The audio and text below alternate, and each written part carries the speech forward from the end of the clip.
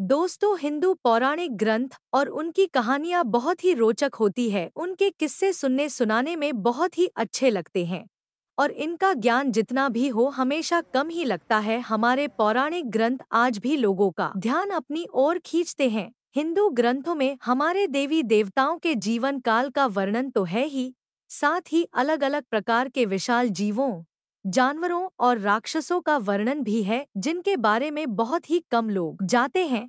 और अगर आप भी पौराणिक ग्रंथों के जीवों के बारे में जानना चाहते हैं तो यह वीडियो सिर्फ आपके लिए ही है, क्योंकि आज की इस वीडियो में हम आपको पौराणिक काल के कुछ ऐसे जीवों के बारे में बताने जा रहे जिनके बारे में आपने कभी नहीं सुना होगा। जानने के लिए आपको सिर्फ हमारी वीडियो को अंत तक देखना है, लेकिन इससे पहले अगर आप हमारे चैनल में नए आए हैं तो हमारे चैनल को सब्सक्राइब और वीडियो को लाइक जरूर करें। इन जानवरों की बात करें तो दोस्तों, इनमें सबसे पहला नाम आता है ऐरावत का, जो कि एक तरह का हाथी है। हालांकि आपने ऐरावत हाथी के बारे में कभी ना कभी कहीं ना कहीं जरूर सुना या पढ़ा होगा, लेकिन क्या आप जानते हैं कि इस हाथी का जन्म कैसे हुआ? दोस्तों, इस बारे में कहा जाता है कि सृष्टि के रचनाकार ब्रह्मा जी ने अंडे के छिलके के 2 हिस्सों पर 7 पवित्र भजन गए, जिससे गरुड़ के साथ साथ 8 नर और 8 मादा हाथियों का जन्म हुआ और तभी 3 मुख वाले ऐरावत हाथी का भी जन्म हुआ था। यह हाथी भगवान इंद्र के साथ रहता था, जिसे इंद्र का वाहन भी कहते हैं,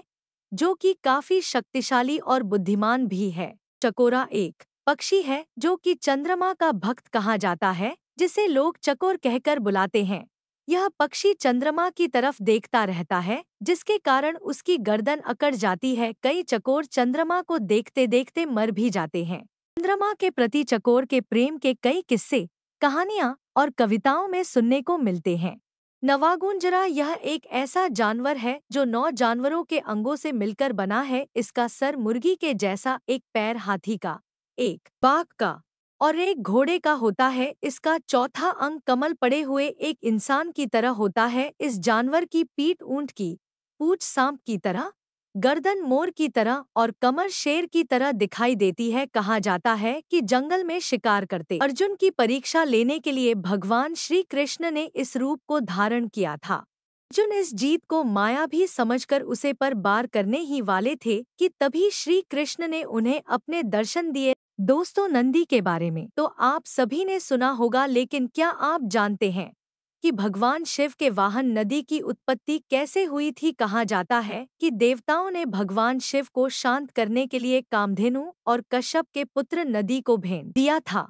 वासुकी सांप दोस्तों, यह कोई ऐसा वैसा सांप नहीं है, यह वही सर्प है जिसे आप सब भगवान शिव जी के गले में माला की तरह लटकते हुए देखते हैं।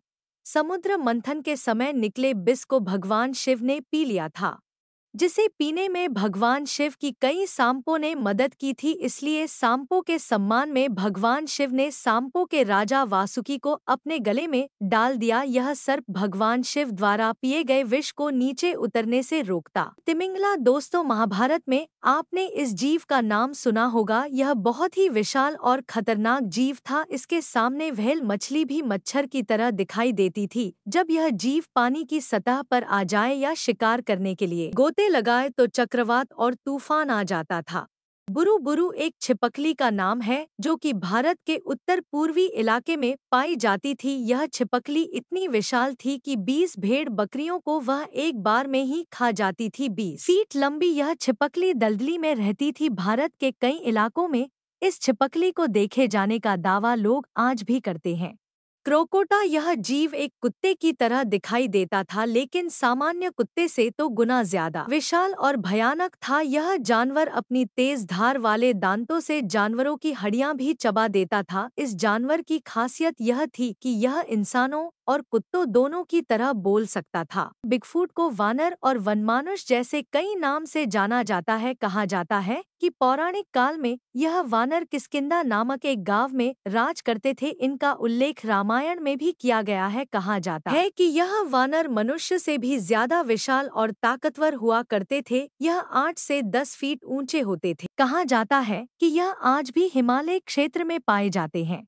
ड्रैगन दोस्तों, यह जीव भारतीय हिंदू ग्रंथों में ही नहीं बल्कि इसका वर्णन म्यांमार, चीन तथा जापान जैसे देश के धार्मिक ग्रंथों में भी देखने को मिलता है। इसी कारण यह जीव दुनिया भर में मशहूर है। बात करें इस जीव की तो यह जीव सांप की तरह दिखता था। यह जीव अपने पंखों की मदद से हवा में भी उड़ सकते थे। अपनी जादुई शक्तियों से यह जीव अपना रूप भी बदल सकते थे और गायब भी हो सकते थे। इतना ही नहीं, जब इन्हें क्रोध आता था तो यह अपने मुंह से आग भी निकालते थे। वाक वाक। यह कोई जंतु नहीं बल्कि एक पेड़ था जिसके ऊपर इंसानों की शक्ल जैसे फल होते थे और जब वह फल पक जाते थे तो वह अपने आप ही नीचे गिर जाते थे। शेषनाग। दोस्तों, शेषनाग के बारे में तो आप सभी ने सुना ही होगा। इसका जिक्र महाभारत में भी हुआ है। शेषनाग को नागों का राजा कहा जाता है। यह भगवान विष्णु का संरक्षक था। इस सर्प को लोग ज्ञान का प्रतीक मानते हैं। शेषनाग के बारे में कहा जाता है कि यह अपना रूप तो बदल ही सकते थे, लेकिन साथ ही यह अपने रूप को कितना भी विशाल कर सकते थे। कबंध। यह कोई जीव नहीं बल्कि एक राक्षस था जिसके बारे में आपने रामायण में सुना होगा। यह राक्षस दिखने में बहुत ही अजीब था क्योंकि इसका सर नहीं था, लेकिन इसके धड़ पर ही आंख और एक विशाल सा मुंह था। जब भगवान राम वन गए थे और माँ सीता को ढूंढ रहे थे तब उनकी लड़ाई इस राक्षस से हुई थी और इस लड़ाई में वह भगवान राम के हाथों मारा गया था। ग्रिफिन। यह जानवर पंछियों की तरह दिखाई देता था जिसे आज ही प्राचीन मंदिरों की दीवारों में गुदा हुआ देखा जा सकता है। कहा जाता है कि प्राचीन समय में कई योद्धा इस जानवर को अपने वश में करके इसके ऊपर बैठकर युद्ध लड़ा करते। इसका सर गरुड़ की तरह दिखता था और बाकी पीछे का शरीर शेर की तरह था। दो बड़े बड़े पंखों से यह बहुत लंबी और ऊंची उड़ान भरता था। इस जानवर को परम वीरता का प्रतीक माना जाता है क्योंकि यह युद्ध में अपने राजा के लिए अपनी जान भी दे दिया करते थे। पिशाच कोई जानवर नहीं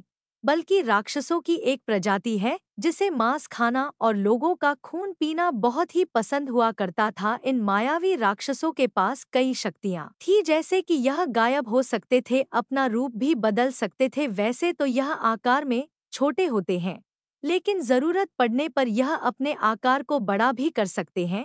इनका रंग काला होता है, इसलिए इन्हें रात में आसानी से देख पाना मुश्किल होता है। यूनिकॉर्न कोई भयानक जानवर नहीं था। यह एक सींग वाला सफेद कलर का घोड़ा था जो देखने में बहुत ही सुंदर दिखता था। कहा जाता था कि जो उसे एक बार देख ले वह उसे देखता ही रहता था। इस घोड़े को बहुत ही पवित्र माना जाता था। कहा जाता था यह अपने दो पंखों के सहारे हवा में भी उड़ सकता था और इसके पास कई जादुई शक्तियां भी थी। इसे एक बार देखने भर से लोगों की किस्मत चमक जाती थी। यूनिकॉर्न का उल्लेख मोहनजोदड़ो की सिर्फ कला में भी देखने को मिलता है। तो दोस्तों, आज के लिए बस इतना ही। उम्मीद है आपको हमारा वीडियो पसंद आया होगा। हमारी इस जानकारी के बारे में आप क्या कहना चाहते हैं, प्लीज हमें कमेंट बॉक्स में कमेंट करके बताएं।